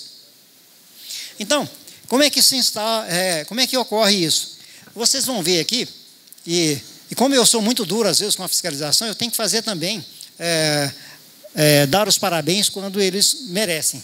Mais de 8 mil empresas seriam excluídas no município de Goiânia por causa de erros simples, pagamento de taxinhas. Uma taxa de R$6 pode dar aso à exclusão de uma pessoa, de uma empresa, no município de Goiânia. E tem acontecido normalmente. Mas mais de 8 mil empresas seriam excluídas. E aí teve uma série de notificações e vieram acorrer o pedido do município, atender o pedido, e não serão excluídas. Mas ainda assim, 1.200 empresas não foram sequer incluídas, né? E 2.999, o edital foi publicado, o prazo já está correndo para a defesa do Simples, 2.999 empresas serão excluídas, né? Além o grande problema continua sendo os débitos. Em segundo lugar, os erros banais, gente, da contabilidade. Não é só da contabilidade, não. Falta de pagamento de taxazinha, endereço. Essas empresas que estão sendo notificadas, sabe por quê? Tem uma petição lá de alguém representando a empresa e a petição está no endereço, mas o endereço da empresa é outro. Então mostra o quê? Mostra que a empresa mudou e o senhor proprietário, o seu contador, o seu administrador não atendeu à exigência tributária municipal, que é da atualização do cadastro. Isso tem sido motivo de muita exclusão. Então, essas 2.999 empresas estão sendo excluídas. Eu vou deixar a relação no site do escritório, onde os senhores poderão consultá-la, se quiser, porque os seus endereços não foram encontrados. Porque se o endereço, daquela que o endereço foi encontrado, a notificação foi direto para ela. Isso evitou que mais de 8 mil empresas fossem excluídas. Então, a nossa responsabilidade é muito grande. Então, vamos falar agora sobre esse processo de defesa do Simples. Bem, o município de Goiânia tem uma situação um pouco anômala. Nós falamos aqui daquilo que é o normal. O normal eu tenho um contencioso de cada uma das secretarias, mas o diretor faz o papel também, em muitos casos, de julgador. Por exemplo, no Simples Nacional, quem julga a primeira instância é o diretor. A primeira instância do IPTU é o diretor do IPTU. Você tem um IPTU lançado contra você, o seu cliente, você não concorda, você faz o pedido para ele, e a decisão dele de atender ou não atender é a decisão de primeira instância da qual você deve recorrer. Daí, muita gente não conhecendo esse procedimento um tanto diferente, acaba perdendo o prazo. Muito bem, então aqui, a partir do momento que esse edital foi publicado, conta-se o prazo de 15 dias para o conhecimento, 30 dias é o prazo para sanar as pendências, e mais 15 dias é o prazo para ele fazer a defesa. Então, o edital foi publicado há mais ou menos 15 dias atrás, então está vencendo o prazo dos 15 dias, que é para o conhecimento. Agora nós começamos o prazo de 30 dias, que é para a regularização. É uma taxazinha, vamos lá e pagamos. É a atualização do endereço, vou lá e pago. É um outro problema qualquer, eu vou lá e resolvo, vou na delegacia, estou sempre chamando de delegacia, né? Na diretoria de receitas diversas, digo, olha, já sanei a pendência, né? Senão, mesmo sanando a pendência, ela poderá ser excluída. Agora, o que é interessante nisso aqui? Bom, então eu não tenho que sanar nada, e eu acho que isso não é motivo de exclusão. Então eu vou partir para aquela defesa, aí eu tenho o prazo de 30 mais 15 dias. Bem, é uma empreitada muito arriscada, né? Eu não vou corrigir nenhum defeito, eu vou fazer a defesa. O risco é muito grande. Em todas essas etapas, nosso contratante deve ser informado para e passo de tudo isso que acontecer. Sob pena, vou repetir, responsabilidade civil, né, e criminal. Nós sabemos a consequência que é uma empresa deixar de pagar o tributo no Simples para pagar no regime comum aí. Quer seja municipal, quer seja nos tributos federais, né? Quer seja no lucro presumido ou lucro real, nós sabemos o grande salto que ela vai dar aí em termos de tributação. Muito bem, então, dentro desse prazo, ele vai fazer a defesa. Agora, como eu disse para os senhores, a exclusão já é uma determinação, já funciona como uma decisão do diretor das receitas diversas. Então, agora você não vai mais fazer o pedido para ele. Você só vai fazer o pedido para ele naquele caso que você corrigiu o erro. Era o pagamento de uma taxa, era uma DMS que não foi informada, era uma REST que não foi informada. Então, você vai corrigir, faz uma petiçãozinha para o seu diretor de receitas diversas e diz, olha, o problema foi corrigido. Se não for este o caso, o recurso não será dirigido para ele, o recurso será dirigido diretamente para a Junta de Recursos Fiscais. Porque o senhor diretor já tomou a decisão, e aí funciona como uma decisão de primeira instância. Então, a empresa já diz assim, e aí vem a outra dificuldade nossa, que os senhores irão contar comigo. Terminou o prazo dos 15 dias para o conhecimento, começa o prazo dos 30 dias. Mas, 1º de janeiro, todas essas empresas aqui que não justificaram e não corrigiram serão excluídas. Mas não venceu o prazo nem da defesa, e não venceu o prazo para a justificativa, para a correção dos erros, e nem iniciou o prazo para a defesa. Mas 1º de janeiro, todas elas estarão excluídas. Bom, e aí? A Inês é morta? Acabou-se a possibilidade, o problema? Não. Mesmo assim, você vai, corrige o problema e entra com a defesa ou entra com a justificativa. Se até 30 de janeiro a pendência não for sanada, aí você será excluído definitivamente. Então, veja, eu tenho uma meio exclusão aqui, não é exclusão completa. Por quê? Porque se ele comunicar a receita, aí não cabe mais a ele voltar atrás. Na verdade, não vai ser comunicado formalmente a receita para a exclusão. Vai ser comunicado que existe um processo de exclusão em andamento. O processo só vai se concretizar dia 30 de janeiro. Veja, por isso que deu esse choque aí. Ora, mas se o prazo nem venceu ainda, a prefeitura pode excluir? Bom, hipoteticamente não pode. Não é? Se eu tenho um prazo para poder fazer a defesa e o prazo não foi encerrado ainda, não poderia. Mas o sistema funciona assim. 1º de janeiro, todas elas estarão excluídas no Simples. Mas você pode fazer aquela informação do DAS, lá para pagamento na Receita Federal, faz normalmente. E aí, para conferir, entre 1º de janeiro até 29 de janeiro, você, se tiver qualquer problema, se a sua empresa for excluída, faz a reinclusão dela no Simples. 1º de janeiro, o sistema vai estar aberto, eu faço o pedido de reinclusão no Simples Nacional. Fez a correção, informo a Receita Diversa e continuo acompanhando para ver se não houve um erro qualquer. Gente, uma vez informada a Receita dessa exclusão, é dificílimo. É muito difícil voltar atrás. Muito bem, até por causa do mecanismo, dificuldade, né? Os senhores imaginam, né? No município de Goiânia deve ter hoje, sei lá, 30 mil empresas no Simples, deve ser daí para mais. No país tem mais de 1 milhão de empresas no Simples Nacional. Né? E esse tanto de exclusão que tem, não haveria gente para poder analisar tudo isso aí com um certo tempo. Então, senhores, muita atenção com essa questão do Simples. Então, eu estou dizendo, só no município de Goiânia, não fosse a insistência da secretaria, mais de 8 mil empresas seriam excluídas, e não essas cerca de 3 mil empresas que estão sendo excluídas agora. 3 mil empresas do município de Goiânia, 12 mil empresas no estado de Goiás. O estado, vocês sabem, também terão em janeiro para poder fazer o pedido de reinclusão e as justificativas. Mas chegou 29 de janeiro, não fez a justificativa, está excluído, e aí a exclusão sim se dá com data a partir de 1º de janeiro. Temos mais alguma coisa, Marcos, nisso? As causas mais comuns de exclusão, né?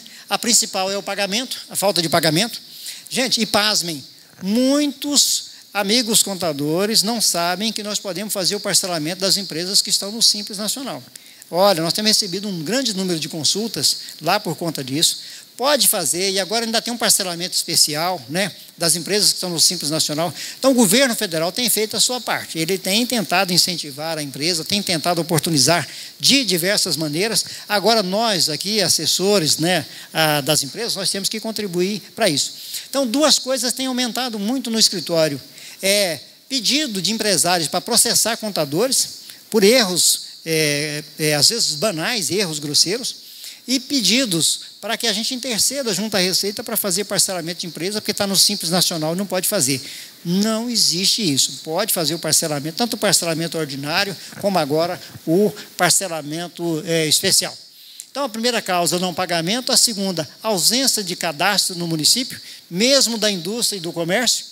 Defeito e omissões na DMS e na REST. Endereço que alteração societária, alterou o quadro societário, não comunicou à prefeitura, alterou de endereço, não comunicou à prefeitura, alterou a atividade, não comunicou à prefeitura. Lembrem-se do cruzamento de informação, né? Município, União, município, Estado de Goiás. Então, as informações estão fluindo com muita facilidade. Senhores, da minha parte é só, quer dizer, nem podia ser mais, né?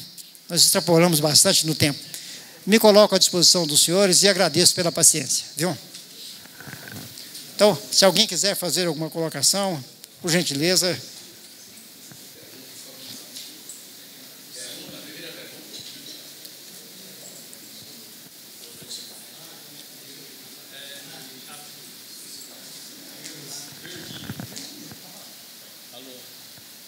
Esse está funcionando, eu tenho prova disso. Pelo menos contigo estava, né? Continua. A pergunta é o seguinte: entrei no cliente hoje, dizendo que estava com problema na REST de agosto. Aliás, na DMS de agosto. Eu fui na DMS, consta que está entregue e que não há pendências. Aí é uma complicação, né? É comum? Tem acontecido muito. Eu dizer assim, nós temos que ter uma certa paciência com a prefeitura. Está modernizando muito o seu sistema, mas é um sistema gigantesco e ele tem apresentado muito defeito. Vamos dizer, você prestou a informação da REST, da DMS, durante todos os meses. Quando ele vai fazer um cruzamento de informação, às vezes ele rejeita uma DMS que já tinha sido, inclusive, processada. Então, tem acontecido num ou no outro caso. Aí você deve procurar o cidadão chamado de Miralho, que você deve conhecer muito bem, pedir para ele poder, junto à Condata, né, verificar o problema.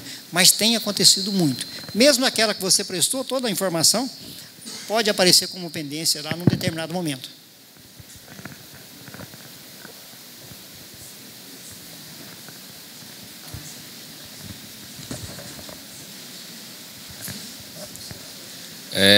Boa noite. Eu estou com uma empresa onde foi pedido no mês de julho a vistoria para o alvará de funcionamento da vigilância sanitária.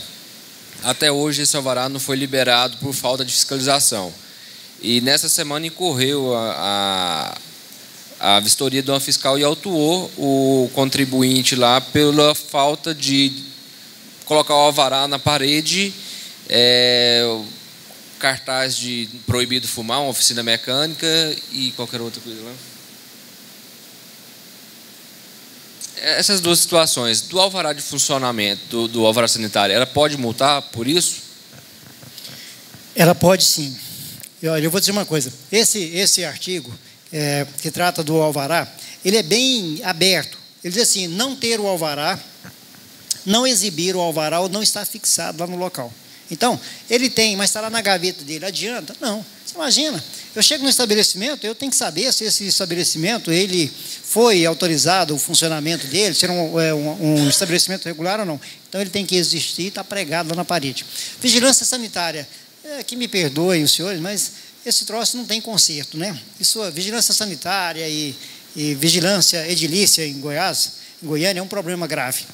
Mesmo a questão de ter feito um pedido de vistoria antes da autuação dela, já existiu um pedido de vistorias, não foram fazer essa vistoria para liberação do mesmo, entendeu? Então, dentro disso, o que você faz? Você pega o pedido, demonstra que está paralisado não por sua culpa, mas por incapacidade do município temporária de atender a sua solicitação, provavelmente a sua defesa vai ser bem sucedida. Mas olha só, a gente dá entrada no processo no município e a gente tem que estar lá acompanhando. Ele não manda notificar a gente, dar a resposta não. E às vezes o processo fica parado há meses e meses, a gente falando, mas esse município é muito enrolado. Na verdade é que a forma de agir que é um pouco diferente. Então, se você demonstrar, e você demonstra pelo acompanhamento do sistema que não foi culpa sua, acho que você...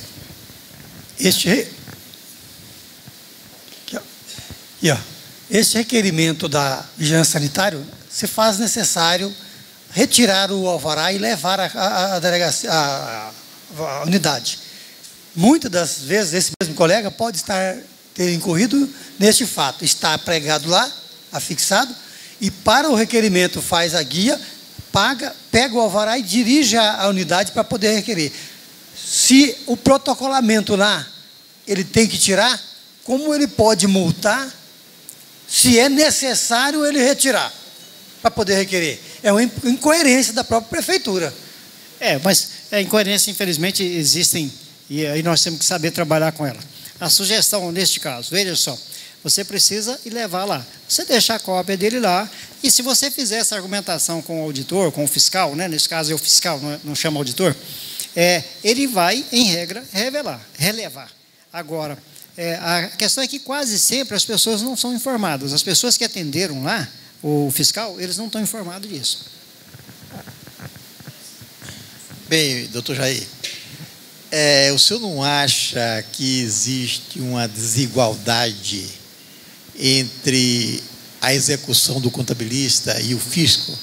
Você há de vir que é perverso, porque esse 2.900 pode ser um acontecimento em 2007 e está causando isso agora.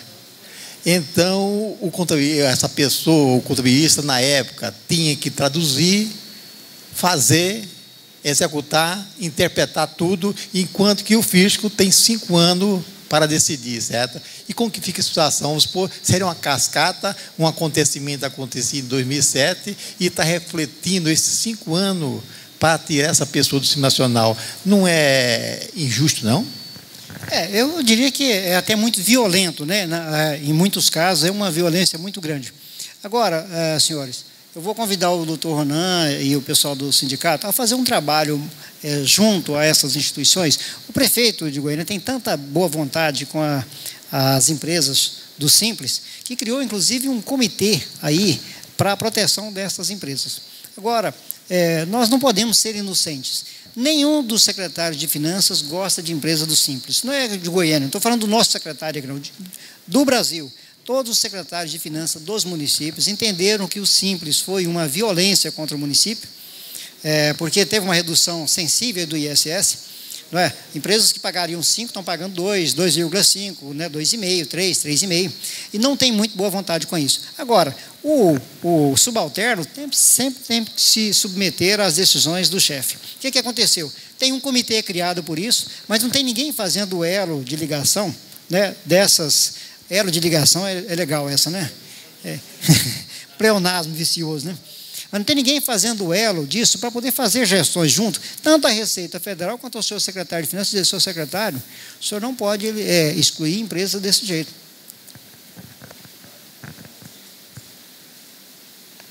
Realmente não houve essa ligação com o sindicato, o conselho, com a prefeitura, porque também não houve nenhum ato, certo, de agressão, certo, como que pode ser, não sei se vai haver agora.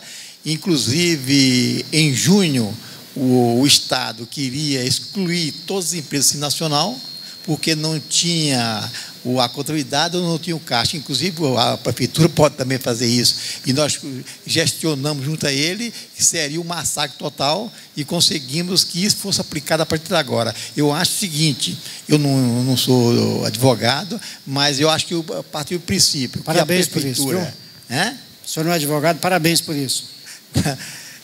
A prefeitura não agiu durante um ano, não se manifestou durante um ano, por que vai retroagir 5 anos atrás, agredindo, certo? Não sei qual vai ser, a gente vai analisar qualquer essas empresas aí e vamos manifestar, porque deveria ter agido antes. Eu acho que a prefeitura, a partir do momento que o contribuinte infringiu, faça imediatamente, que ele pode ter condição de resolver o problema, não deixar 5 anos para ter esses 2.999, que provável vai ser uma falência total.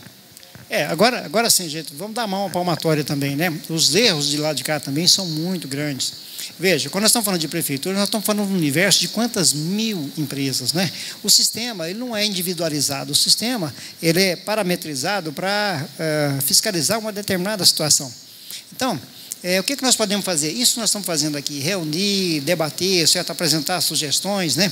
Veja, do lado da prefeitura, você tem, no seu chefe maior, uma boa vontade enorme com as empresas. Agora, você tem os atos materiais que precisam ser observados. E aí, a defesa que eu faço é nesse sentido. Mais de 8 mil empresas seriam excluídas, não fosse as gestões. E aí, eu não gosto muito de secretário de finanças, né? Aliás, quem gosta, né, de auditor e de secretário de finanças, né? Mas eu tenho que fazer essa defesa desse grupo. Eles gestionaram muito para que não fosse excluído. Agora, a violência é essa. Às vezes, o DMS que você fez pode dar motivo à exclusão porque o sistema rejeitou. Aí sim é violento, né? Boa noite. Aproveitando uma pergunta anterior, que como todos nós sabemos, o empreendedorismo no nosso país ainda é muito emperrado devido à legislação e à complexidade que o próprio empresário enfrenta no dia a dia. O que acontece? Uma empresa hoje, para tornar-se plenamente aberta, digamos assim, gasta em média de 3 a 6 meses, dependendo da quantidade de alvarás e o serviço ou o comércio que ela preste ou que ela venha fazer. A pergunta é, sabendo que a necessidade que o empresário tem, principalmente pelo capital investido em maquinário, muitas das vezes um aluguel exorbitante e tudo mais, posso eu deixar que esse empresário funcione? É lógico, conhecendo todas as normas que... Vamos pegar o exemplo do alvará sanitário. Uma vez atendido toda a legislação para aquela atividade, posso eu deixá-lo funcionando enquanto esse alvará ainda não foi emitido, ou seja, ele foi solicitado, eu sei que ele atende a todas as normas vigentes, mas ele de fato ainda não tem? Eu acho que nós caminhamos, inclusive, para isso, certo? O poder público vai ter que oferecer uma solução mais ágil. Vou te dar um exemplo pior. Você quer demolir uma casa. Ora, eu não conheço alguém que, querendo demolir uma casa, 6 meses antes, vai na prefeitura para pedir um alvará de demolição. Eu não conheço alguém que, querendo construir uma casa, 2 anos antes, vai aprovar um projeto para a edificação de uma casa. E você dá entrada num projeto, num pedido de demolição, ele demora 3 meses para poder sair. Então, nós caminhamos cada vez mais para as licenças temporárias ou precárias. Acho que essa vai ser uma solução para esses casos. Como a demanda é muito grande, as prefeituras não conseguem dar resposta num prazo muito curto. Então, qual é a solução? A solução é uma autorização provisória, precária, para dar tempo do processo seguir o seu trâmite normal. Eu acho que temos avançado nesse aspecto. Agora, enquanto contribuinte, enquanto instituição, nós precisamos de oferecer essa... E eu vou dar a voz já ao colega aqui atrás, que eu escutei, de fato eu tinha pensado, e o duplo pagamento das taxas e tudo mais, e o custo disso.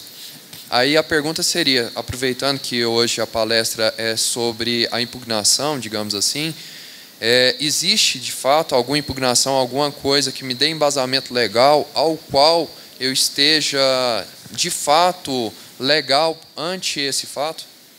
Existe sim. Toda vez que você sofrer uma injustiça, o Código prevê a possibilidade de você reclamar e contra. Se você tiver pago, você pedir a restituição, a compensação, Existe. Agora, é preciso ver se há realmente essa duplicidade dessa cobrança ou não,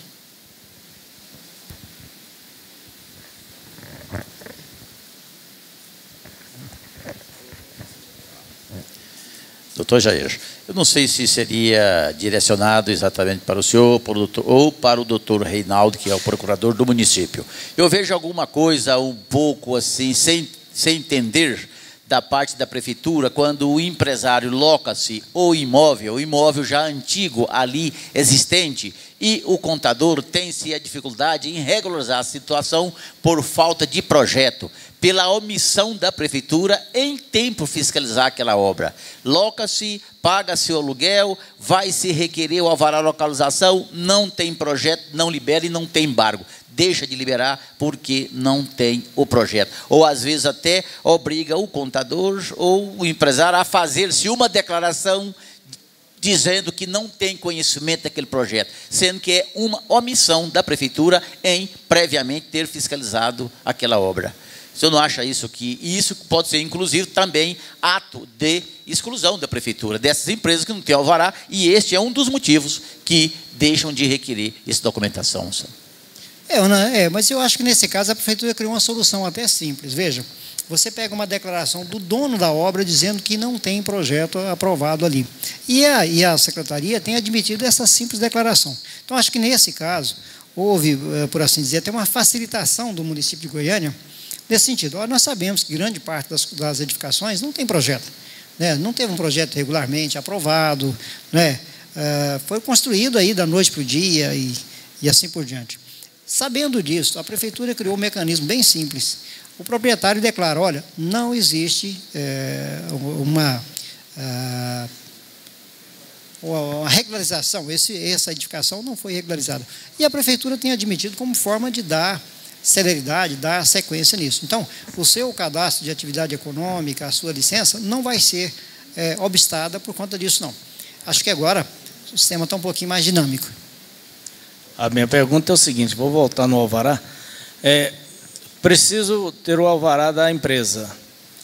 Para isso, requerir na vigilância. E a vigilância não faz lá. Como eles podem chegar lá e querer autuar por falta de alvará, sendo que eu não tenho alvará por falta do alvará da sanitária? Então, parece que era a brincadeira do cachorro correndo atrás do rabo, né? Mas existe isso mesmo, infelizmente existe. Agora, senhores, nós temos que pensar o seguinte, o processo está em contínuo aperfeiçoamento, né? Nós estamos passando por uma etapa em que, com a ajuda nossa, quando estou dizendo nós, até eu quero corrigir, alguém diz assim, o pessoal da prefeitura vem para poder falar, eu não pertenço à prefeitura não, tá? Eu quero só... Então, estou sempre dizendo nós, é porque, como eu atuei algum tempo na área, a gente conhece um pouquinho mais por dentro, como é que funciona, e não só do lado da advocacia, que a gente está sempre defendendo o contribuinte, mas do lado da prefeitura também, a gente conhece um pouquinho. Então, estou falando nós, né? Embora eu não esteja nos quadros da prefeitura, a prefeitura hoje só quer esses homens competentes, né? Eu não quero mais saber desse povo, não. Mas existe sim essa incoerência, nós estamos tentando, né? Eu estou dizendo nós, enquanto cidadãos, levando sugestões para a prefeitura para poder aperfeiçoar. Mas é assim, juridicamente diz, nenhuma empresa pode iniciar a atividade no município de Goiânia sem ter o alvará de licença para funcionamento. Para o alvará de licença para funcionamento, você tem que passar por tudo isso aí. Então, tecnicamente, juridicamente, esta empresa não poderia ter iniciado a atividade. Ora, cairia naquilo que eu falei para os senhores agora. Né? Quanto tempo eu demoro para tirar um alvará de vigilância sanitária? Quanto tempo eu demoro para tirar a licença da AMA? Eu já demorei 4 anos para tirar a licença de uma concessionária de veículos aqui na AMA. Mas, juridicamente, era assim, o sistema foi pensado assim, olha, antes dele iniciar, ele tem que ter autorização. E a autorização X depende da Y, que depende da outra, que depende da outra. Nós precisamos dinamizar, né? E os órgãos da prefeitura, eles têm o prazo determinado para fornecer esses alvarás? Infelizmente não tem, né? Isso é pior do que processo judicial, né? Nós, advogados, temos prazo para tudo, mas o juiz, o processo pode ficar lá 3 anos esperando para ele proferir a decisão lá, que não tem prazo para isso. Agora, o que é que nós podemos fazer? É isso, gente. Caminhar junto aos órgãos competentes, às autoridades competentes, oferecer sugestões e, olha, vamos criar aqui um alvará temporário, vamos criar aqui uma autorização precária, né? E essa autorização vai perdurar enquanto o município não conseguir dar a resposta. O risco que todo mundo tem medo é disso, né? Você cria uma empresa que não reúne as condições para funcionar, dá a ela um alvará precário e ela continua funcionando sem poder estar funcionando devidamente. É uma equação que nós não conseguimos equilibrar ainda. Estou dizendo, novamente, nós enquanto sociedade, né? Senhores, agradeço muito aí pela atenção de vocês, muito obrigado e estou aceitando a cerveja aí de despedida, viu? Um abraço aos senhores, muito obrigado.